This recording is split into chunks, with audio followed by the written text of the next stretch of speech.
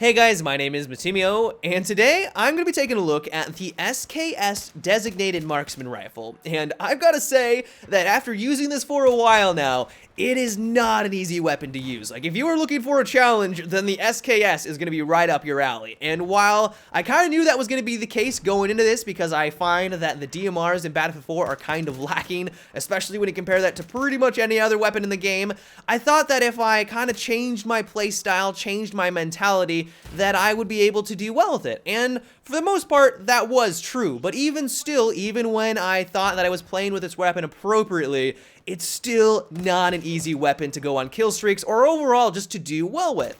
So to kind of get the stats out of the way, the SKS is going to do 40 damage up close, and then that's going to drop off to 28 damage at long range. And so what this means for you, the player, is that if you're within 35 meters of your enemy, it's going to require 3 bullets to drop them, and then anything further than that, as long as you're playing on normal servers, you know, not hardcore, then it's going to take you 4 bullets to kill them. And so this is a very consistent weapon. Like, there aren't a lot of weapons out there that are that consistent, and you kind of have a nice peace of mind when using this weapon that as long as you get 4 bullets into your enemy and you're not exactly sure if, you know, they're 35 meters out or if they're 40 meters, as long as you get 4 bullets into your enemy and you're accurate, you have the peace of mind that they are going to die. And so that is one nice aspect of this weapon. Another nice feature is that it has the highest rounds per minute out of all of the designated marksman rifles. It's got a RPM of 333, and so if you get into that tight situation where an enemy rounds the corner, you're panicking, you're spamming the trigger finger, you're gonna at least have a little bit more RPM to try to take them out compared to the other DMRs.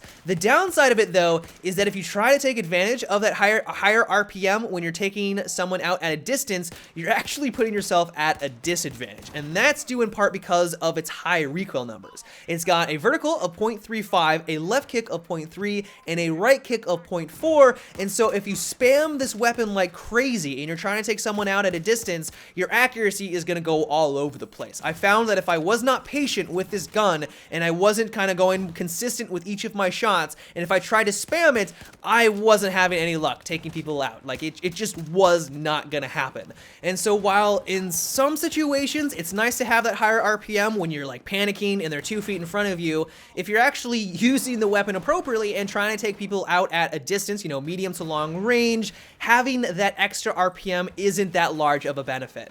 The SKS also has a solid 21 rounds in its magazine and a short reload time of 2.3 seconds, but a staggering long reload time of 3.5 seconds if you've gone through all of your rounds. And so when using the SKS, just make sure you still have a bolt in the chamber when you reload. Like, it's not too difficult to manage that because this isn't an automatic weapon. This isn't like the FAMAS with 1,000 rounds per minute and you go through all of your rounds in, you know, just 2 seconds by holding down the trigger, but just make sure that when you do reload, you still have a bolt in the mag so you're not dealing with that 3.5 second long reload. So now that we kind of get all the stats out of the way, how do you use the SKS appropriately? How are you going to be able to go on kill streaks? How are you going to be able to benefit your team and bring something to the battlefield? Well, personally, I feel like this is a much more defensive gun. You're going to want to place yourself in a position where you have a nice line of sight over a long corridor. You know the enemy is going to be coming from a certain direction, and let the enemy kind of come to you. Or if you're near an objective, kind of have a nice overview of that objective so that when the enemy kind of passes by, you have a nice vantage point and you're able to take them out. If you want to run and gun, though, that's where things get way more challenging, because the SKS, while yes, it does have a solid 333 rounds per minute, it's only going to take you 3 bullets to drop someone up close. Usually when you get into a firefight with someone, they have an assault rifle that has twice the RPM of you, and while it's going to take them 1 extra bullet to take you out, having twice the RPM is a huge advantage over you. And so if you are not getting headshots in those engagements, you're going to be eating dirt 9 out of 10 times. And so if you're looking for a very significant challenge, then I would try running and gunning. It's very satisfying when you're able to go on kill streaks. You're able to go back to back by getting headshots, you know, on multiple targets. It's very exciting, but at the same time, if you're a normal player like me and you don't think that you're able to do that, then I would play more defensively and trying to take people out at a distance. As for some maps that I'd recommend playing this on, I would say that you can do well on pretty much everything out there, but you're usually going to have the most success on larger maps. So like the China Rising DLC is perfect. Those maps are just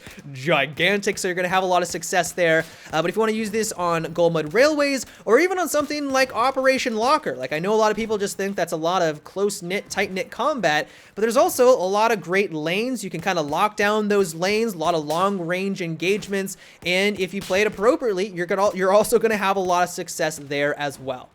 So now I wanted to switch gears and take a look at some customization and switching up the accessories to try to make the SKS a little bit better. And so the first slot, the optic, is always going to come down to personal preference. I was having a lot of fun with the Cobra sight, but at the same time, I was also having a lot of success with the higher optics, and that's usually pretty strange for me. Like usually when I use the higher optics, I can't stand it. I find my accuracy is just abysmal. I have a hard time just tracking my enemy, but for some reason with the SKS, as long as I was calm with my trigger finger and I wasn't going crazy with it, I was able to line up my shots and I was able to go on kill streaks with it. So if you like the higher optics, then the SKS I would say is a perfect gun for those.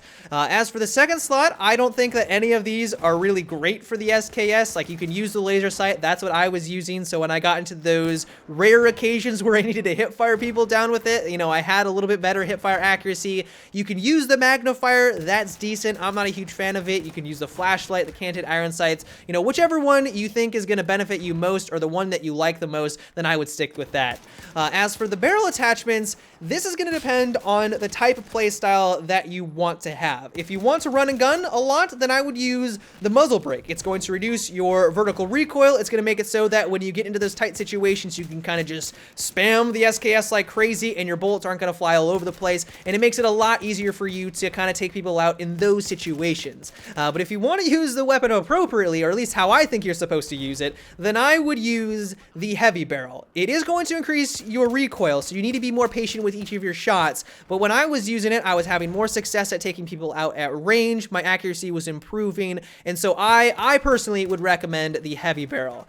I did try out the suppressor, but I wasn't really enjoying it. Like, there were some moments when I was able to kind of flank around and catch the enemy by surprise, and staying off the minimap was a nice attribute of it, but it is going to reduce your bullet's velocity, so trying to line up targets at a distance becomes more challenging, and because you're going to want to take people out at a distance, I just felt like the suppressor wasn't a nice choice here. As for the underbarrel attachment, I would say that this is kind of a no-brainer. You're going to want to use the angle grip, which is going to reduce your first shot recoil by 33%, and as I've been saying, the recoil on this gun is fairly significant, so anything that will allow you to reduce that, you should probably do so, especially if it doesn't have any negative aspect kind of tagged along with it. So I'd say angle grip, no-brainer for that slot. So overall, the SKS can be a lot of fun to use. You can kind of be that guy that supports your teammate from afar. You can play more of a defensive role, and if that is appealing to you, then I would recommend trying it out. It isn't going to be easy. I would still recommend pretty much any other assault rifle over this, but if you're looking for a challenge, this can be a very fun weapon to use. But that is about it for today's video, guys. I hope you enjoyed. Let me know what you think about the SKS. Is this your favorite weapon in the game? Do you enjoy it? Do you hate it? Let me know down below in the comment section. But until tomorrow, guys, have a good one and take it easy.